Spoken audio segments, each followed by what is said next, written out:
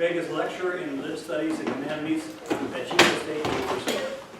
He directed the Science and Tech and Theology for Emerging Young Adults, a 3-year, $2 million grant funded by the John Temple Foundation, which offered resources for leaders of emerging adult ministries on integrating Christian faith and mainstream science. His most recent book is Mere Science and Christian Faith, title, Bridging the Divide with Emerging Adults. From 96 to 2014, so for two decades, Greg was associate pastor for adult discipleship at Presbyterian Church in Chico in New York City. He holds degrees from UC Berkeley, Princeton Seminary, and GTU. He is black belt. I have a supervisor here. Lived in Chico and have 2 emerging adult daughters. Let me say on a personal basis, I've known Greg since doing his doctoral work at the GTU. What year did you? At 96, I graduated. You graduated in 96? Yeah. So it's and I have to say, this is kind of a praise to you, but also really astonishment. Your main topic was Bart and Whitehead. If any of you know Bart and Whitehead, you think, what do these things have in common? So, not just Athens and Jerusalem, right? Exactly. Moving between Sula and Crypta. I mean, it was, when I saw the dissertation topic, you wanted me to be like, I thought, this is never going to work. How do I tell this guy gently? It's a no-go from the beginning. Well, it turned out to be a fabulous dissertation. I learned a tremendous amount of how to build bridges in really a profound way. And of course, he did a great dissertation. Has had a splendid career.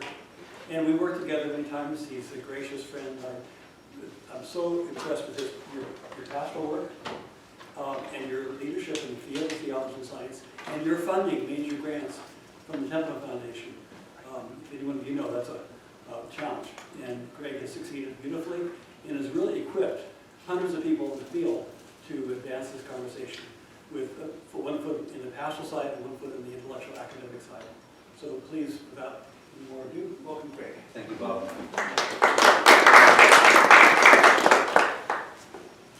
That was really nice, Bob. You said so much of what I want to be about, so I really appreciate that. So this is a response to you, Josh. It's a very appreciative response. And I wanted to just say to start, as far as my appreciation goes, that it is such a great thing to have a person of Josh's caliber, academic caliber, bring his insights to church ministry. Amen. Amen. Yeah. And I'm very happy to make a shameless plug for his book, which has already been done, but there it is on the screen, Science and Religion, Beyond Warfare and Toward Understanding. Now, I think in the paper that is around the comments that Josh made, he has some great criticisms, which we also heard, of other approaches to how to bring together science and faith. And I think those are really very useful, and I think will be part of what I say. In addition, it's good to see Bob's work with creative mutual interaction as part of this. I think that's a very strong paradigm for bringing these two areas together. I mean, we should probably say from the beginning that religion or theology and science aren't really just two areas, or two sets of areas, but nonetheless, creative mutual interaction is extremely helpful in that. So I did want to mention a little bit about my experience because I think it's relevant. One of the things that I always think about when I hear speakers, who is this person and why should I listen to him, right? Why should I listen to her? So I did finish my PhD with an emphasis in theology and science, part in Whitehead, here at the GTU, especially studying at the Center for Theology and Natural Sciences. And I went right into being a pastor in New York City, right in Midtown Manhattan, and I brought the teaching that I had been doing in science and theology already in congregations, by the way, at First Presbyterian Church of Berkeley is one of those places, to my ministries as a pastor. Now, as Bob said, I teach science and religion as part of my work as a lecturer at Cal State Chico, which I've been doing for the past 5 years. So my ministries in the church were particularly focused on college and post-college age emerging adults. And I did, as Bob pointed out, have had grants to the John Templeton Foundation, scientists and congregations, science for students and emerging young adults. The first funded congregations, one of which was Berkeley Covenants, to bring together a scientist or a science leader with a pastor and do programs, outreach through the church. The second was more of a study grant, which I'll have a little bit more to say in a minute. And the third is particularly relevant, Science and Theology for Emerging Adult Ministries, which just ended, very much like SYNC, or Scientists and Congregations, but it was focused on ministries like InterVarsity. I think you're involved with InterVarsity, is that right? No, yes, you are, okay. And other ministries with college students. So it was looking at this 18 to 30-year-old demographic and how we create that mutual interaction of science and faith. And then one of the outputs that was mentioned is Mere Science and Christian Faith, which my publisher, InterVarsity Press, always wants to make sure I mention at any talk. So there it is. InterVarsity, I did it for you. So it's one of the parts that I did in this second grant, which was an 18-month grant, was to look at this question of how do emerging adults, that's 18 to 30-year-olds, come to their attitudes about religion and science, and how do these attitudes change? So we used the survey behind Christian Smith's work. We took that survey and did tests of before and after with what you call in the business of social scientific research an intervention. So they'd watch a video or they'd have a Bible study, and we'd see how did their ideas about science and faith change, and how was it formed in the beginning and how to change. One of the most important things that Smith found, that we also found, was if people had a place in which they could discuss science and faith in a religious context, they were much more likely to see the potential for integration. We also found that really good video or other kinds of work, books or even just direct teaching, curated by a trusted voice, really changed the game. I mean, in statistical terms, it's statistically significant what we found the before and the after of our study. I also, importantly for me, have done 1-hour in-depth qualitative interviews with 43 18 to 30-year-olds. And one of the things I learned in doing this work from a top researcher, Elaine Howard Ackerman, was always put your qualitative work to supplement your quantitative work to supplement your qualitative work. And what was interesting is how my qualitative work in these interviews gave a lot of clarity to the quantitative work that we also did, and that gets funneled into this response to Josh. So let me tell you why this is important for me. That is me. I'm in front of Sproul Hall, if you don't recognize that person. I began my Christian journey having grown up in a secular home here at Berkeley. Go to Berkeley, become a Christian, it should sound like a punchline, right? And one of the things I encountered right away was the conflict narrative. I remember sitting at the Upstart and Crow, when it used to exist, down on Shattuck, and one of my professors I had invited to have a dinner with my parents. My parents came up from Menlo Park, where I had grown up. I said, I want you to meet my professor. She's German speaking. My mother has German heritage. It'll be great. So we had this wonderful dinner at Upstart and Crow with hamburgers and with, I don't know, what, desserts and quiches or whatever. And we were just talking about life. And at one point, I happened to talk about the fact that I had this, in a very bland, broad way, I had this faith in God. And she, being a very direct German, actually she's Swiss German, but German is where I learned this, looked at me and said, how can you believe in God after Kant and Hume? And that was just an assumption. I mean, I've read all these hamburgers, right, and quiches and stuff. All of a sudden I'm being challenged, having only been a person who followed the Christian faith for like 18 months, and how I could believe. So this was my response. I would go out and preach, I suppose, at Sproul Hall. Actually, this is a stage photo. I never really did this. And it wouldn't be a very good stage photo because you can see how many people are around me. And they're running, exactly. But it is this desire to see how does faith, this faith that was, for me, growing during my emerging adult years, how did it come to terms with amazing insights of science? I actually didn't come with a conflict narrative. I was given that narrative by people who wanted me to not be a Christian, essentially. But I want to talk a little bit about what this age is like, this emerging adult age, because I think it lies behind some of the comments that I want to make, particularly that I want to use as potential suggestions to fill out Josh's research program. I have some suggestions, some amens and suggestions for you. But first of all, let's look at emerging adults. So there have been 5 traditional markers of adulthood. They are leaving home, finishing school, becoming financially independent, and the 2 biggest ones have been getting married and having children. Those are the 5 traditional markers of adulthood from a sociological perspective. There was a study done in 2009, I suspect it would even be more dramatic 10 years later.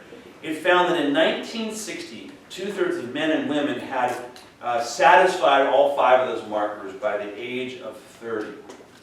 But in 2009, 10 years ago, 50% of women and only 1/3 of men had gone through all those 5 markers. So what that means is adulthood is emerging, right? It's taking longer to emerge in a person's life. So emerging adulthood, sometimes people say to me, emerging adulthood, what are you talking about? And it comes from, by the way, an article in the year 2000. So this is a different kind of parameter for understanding adulthood. And this is a lot more time for people to make decisions, to form their identities. And thus, Christian Smith, who you heard about earlier, talks about a stage of feeling in transition or in between as emerging adulthood. Part of emerging adulthood, too, is this incredible explosion of the nones. None of the above, you might say. When people are asked, you know, are you a Christian, are you a Jew, are you a neo-pagan, et cetera, or none of the above, about 35 to 40% of 18 to 30-year-olds will mark the box none. I think this is actually one of the most dramatic changes in our country's history, because we've been such a religious country, and still are predominantly a religious country. I'm not the only person to say that, of course. But I want to make a more minor point here, that when people sometimes think about these unreligiously affiliated people, or nuns, they think as if they are all atheists and agnostic. Now that's a grand misconception. So a recent article in 2008 came out from Pew that 72% of nuns believe in God or a higher power. Nuns may actually be in your congregations. That's interesting. They're just not affiliating. That's the difference. But it changes the way we understand spirituality in our country. And I call this Spotify spirituality versus LP religion. So this is, I think, a critical change in what people do with religion. So LPs are coming back. I don't have to take you down a memory lane, but it used to be you went to a record store and you got this thing that was a 12-inch vinyl, and you'd play music, right? Yeah. But most importantly, in fact, our first date, Laura and me, was going to Tower Records in Palo Alto and looking at all their beautiful records and the art and talking about the music, like Frampton Comes Alive. Okay? The thing was, Peter Frampton gave you the songs, he gave you the order, and you listened to side A, you went through it, and you listened to side B. That's not how people listen to music today. They have a mood, an idea, and they let the algorithms of Spotify curate that mood for them. Sometimes you do it on your own, but often it's done by another source. Interestingly enough, a non-human source most often. And when I talk to students, this is what I see, is a Spotify spirituality. Here's a couple of quotes from my interviews. A person, I'm using fictitious names, Tracy, at 19, said to me, if someone is Catholic, they may not believe the whole thing. The way they stay in the church is to pick and choose. Or I was in a discussion just a couple of days ago with my science and religion class at Cal State Chico, and one of the students, Cooper, said, I cherry pick from various religions instead of choosing just one. Now, I happen to think this is the most important change I've seen in our country in terms of religion. I actually am in a religious studies department, so I think about these things a lot. That instead of taking the LP off the shelf, the Catechism of the Catholic Church or the Presbyterian Church USA, reading down and saying yes or no to all the pieces, students today, based on our long tradition of religious individualism, take pieces out of a whole bunch of different inputs to create a mood that they will connect with.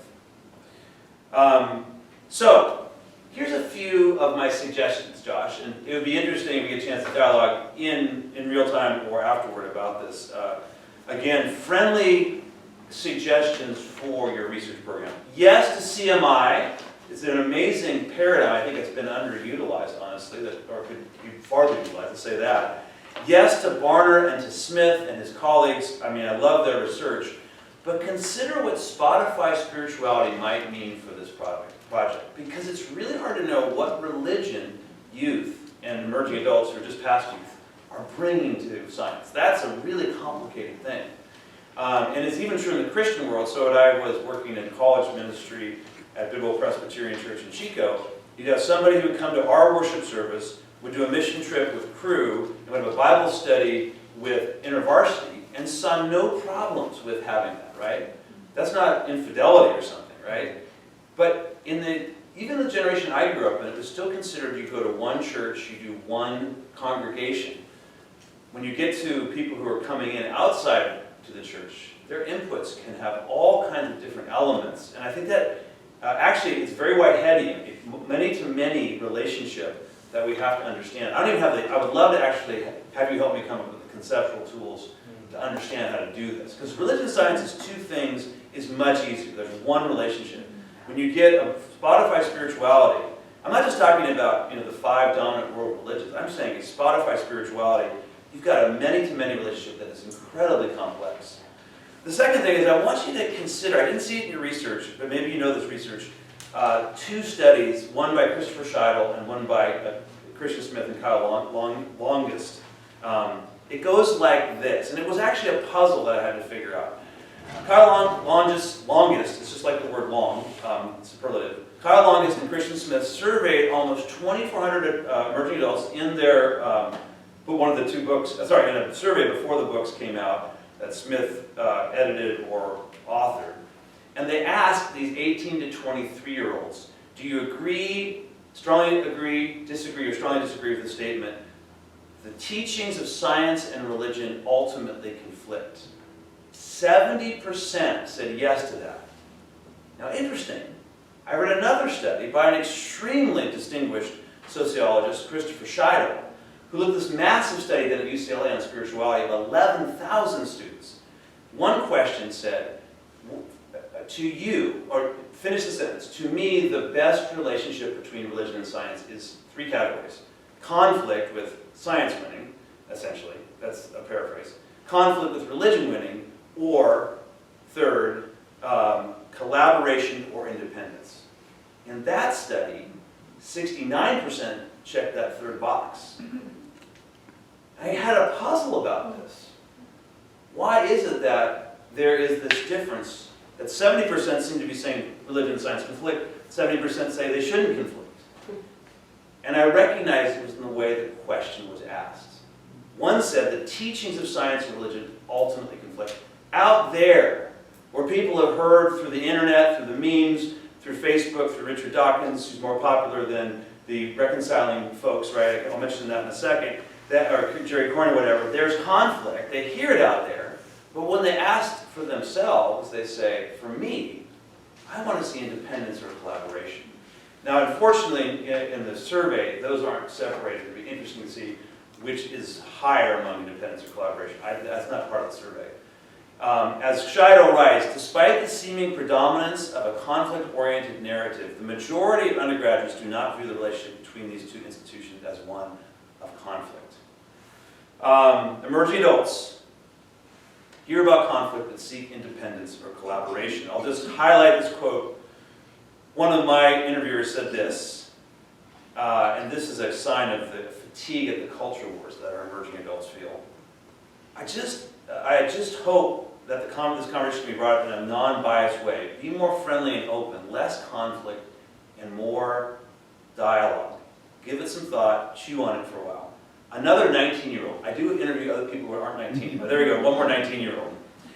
2 more final points, and I want to give you a little story. Besides Spotify spirituality, 2 more things I think would be interesting to consider, and maybe you have in your broader work, is John Evans, who's pictured here, his work, Morals Not Knowledge. I actually brought the book just because it's always fun to have show and tell. He points out that it isn't really about systematic knowledge that really gets in the way for most people. It's actually about morals or a sense of life. And it's we academics who love systematic purity that see the kind of systematic knowledge questions as the problem, whereas he wants to emphasize ethics. And I think this is where McHarg actually and Jones pick up this. As you point out, their academic work is really not very strong, in fact flimsy, but they give this sense of life. That's what they're working with, this emotional aspect, this aspirational aspect. So I think Evan's work could be helpful because I noticed in your paper a lot of systematic content knowledge questions, and I think there's more to this than this systematic knowledge. And then finally, Jonathan Haidt and Jonathan Hill, who in different ways, one from NYU and one from your alma mater, Calvin, have talked about the importance of influencers. And this is what I want to close with, if you'll allow me a minute or two more. So there I'm talking with one of my favorite influencers, Francis Collins. Hard for me even to mention his name without bringing tears to my eyes, what he's done to influence this conversation in a positive way. As when I talk about Bob and Ted Peters and the way that I first heard this, physicist, PhD physicist, talking about the way that relativity theory connected with the scripture and with theology. It was just mind-blowing what these guys can do, these people can do. But trusted voices are so important in curating this conversation. And one of the things that I just had mentioned earlier is there was a study that Elaine Ecklund and Christopher Scheidel did about these two voices, Francis Collins and Richard Dawkins. They found out that Richard Dawkins is known 4 times better by the general public than Francis Collins. But that most people like Collins because he talked more, like by a factor I think of 2 to 1, because he talks about science. I've replicated that study, by the way, in my own classroom. I have my students listen to 2 videos. One is Dawkins' TED Talk, Why I Am a Militant Atheist, and Collins' talk here at Berkeley on the language of God. And I asked them, I don't care how you come out of this, I want to know whose arguments you find more persuasive and why, given what we're studying in the class. And overwhelmingly, students say, I find Collins more likable, more alluring, and I find his arguments better. I find that fascinating. But I do want to close with one story, because this also is about youth ministry, and this is actually about a colleague who works with me now, and his experience of the importance of these kind of voices that curate the conversation for us. Dave, now an emerging adult in his late 20s, actually he's just turned 30, was raised in Northern California. As he puts it, I was blessed by excellent public schools. In first grade, he had his first science class, and his interest grew throughout elementary school. In middle school, the classes got more difficult, while the experiments got more interesting. In high school, the studies went deeper, focusing on biology, chemistry, physics, and earth space. And here's Dave. All the while, my faith in Jesus was developing, my heart yearning to love him and be his.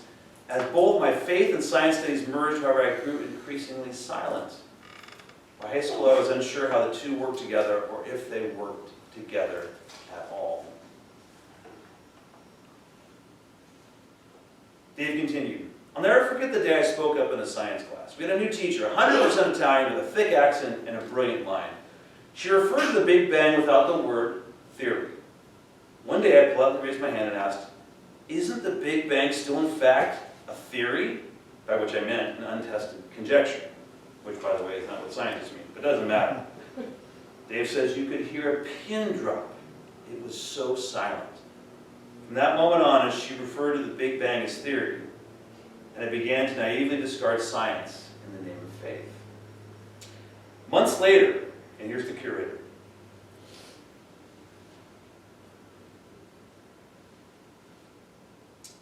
Sometimes this stuff brings tears to my eyes, because that's powerful when you bring these two things together. And I have a suggestion, by the way, if that ever happens to you, just imagine yourself filling out your IRS 1044. All those tears go away, right like that. You have new tears, perhaps, but anyway.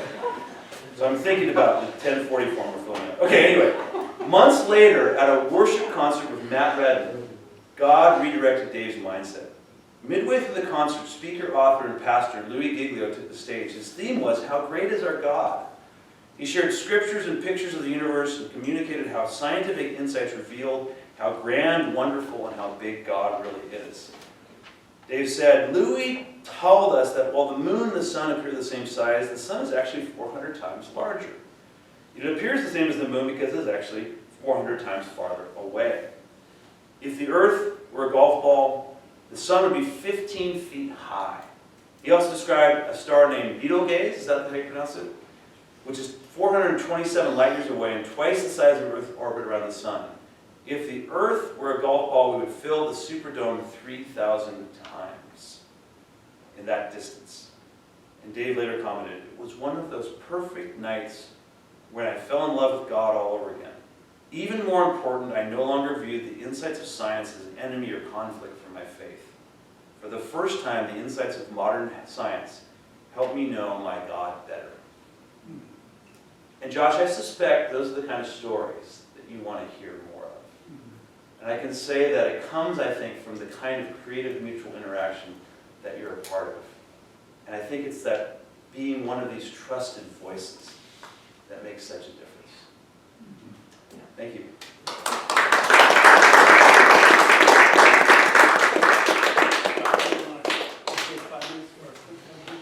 Great.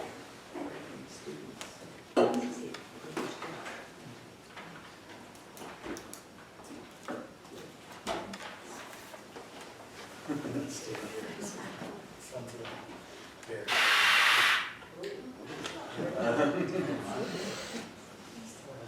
Can everyone see me okay? Yeah. Thank you so much, Greg, You're welcome. for your response. And part of my wanting you to respond was to learn from you. So that's, I know you've been in this, you've been in the trenches, you've done tons of work, and I thought this is a good learning opportunity. So that's what I was hoping for. And yeah, I think the Spotify insight is, I'd say, absolutely. I think Smith talks about it as, was it therapeutic moral deism? Yeah. As like this is the religion of most people he surveyed. A very vague spirituality that is a pick and choose, is a smorgasbord of bits and pieces. That's certainly what I found in my own academic work. And you find that all over the place. I think even not among youth. You talk to folks at any stage of life, but especially youth, I would say.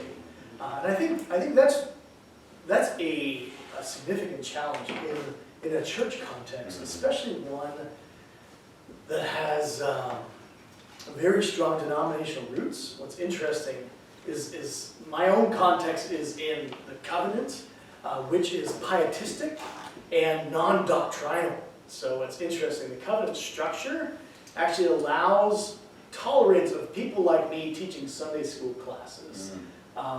Even when I'm not invested in the covenant or grew up in the covenant, and I'm coming from a different tradition, because the focus is more on the moral transformation, with a sort of more broad, the question is always with Scripture, where is it written and how is it written?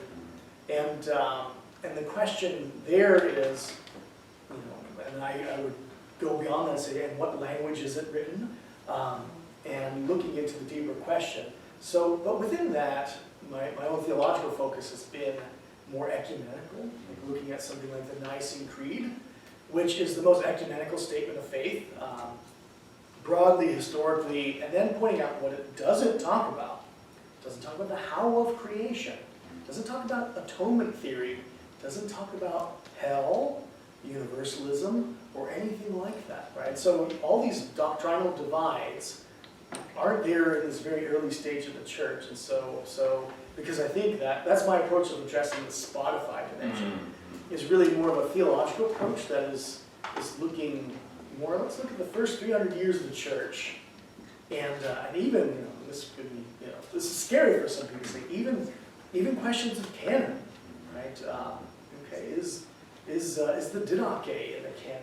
Is the Eastern Church, but the Gnostics are out, right? Everyone agrees on that, but not everyone agrees on the Book of Hebrews. And so So there's this history, and looking at it as a history, and that's how I've approached that organically without thinking about it explicitly, which I thank you so much for bringing it up, because it makes me think about it explicitly. Well, what have I been doing? We've been doing something, and then realizing, coming back and saying, oh, this has been, if I were to add the theology part, we need more steps to Leviticus. Listen, I didn't want to make it a 12-step program, so I thought, well, we have to admit we have a problem. That's the first step. Okay, we have a problem. Everyone says, yes, we have a problem. But I think there's room for broadening this, trying to enter into this conversation and continue it, even as we've been in it for many years in different ways. The question of moral exemplars and influencers, I think is key, and I think in my own work, looking at individuals and who are these, like the class, which is titled something like The Christian Founders of Modern Science. So looking at these voices, someone like Francis Collins, and introducing these voices, people with powerful lives in various contexts that have made contributions to this is key, because exemplars have an impact beyond the data. And I think for the sake of having the conversation, it's interesting to systemize it, but that's not the way it looks when it's on the ground ever. These steps are never really in that order. But I don't know it's a circle, but it's not always a circle. It's an ever-moving, you can't really find a great metaphor for it. But trying to think of, this exemplars will play a role somewhere. Maybe they could be their own category as, in science and in religion, because there's key voices. The moral dimension as well, the ethical dimension. Can I say one thing to Key that? too, I don't know if I should respond to what you're saying, but I think it's amazing how pastors underrate how important they are. Yeah. Jonathan Hill's work showed that Yeah. the pastor was more important than the professor. Yes. And Yes. which I learned just after I went from pastor to professor. Yeah. But anyway. Yeah, no, absolutely. And I think like Smith's work is influential non-parental adults Totally. who have a standing in the church Right. to have this conversation. Yeah. So if you don't have your high status non-parental adults, and your pastor and your youth leader and the leaders, your formation guy, are not on board, you're already starting from behind. Yeah. Even if you have a couple friendly adults over here who are pro-science. Yeah. So who it is matters. Yeah, absolutely. Are we at time, Bob? Okay, thank you. Yeah. Thank you so much. No, you're welcome. Yeah. Excellent.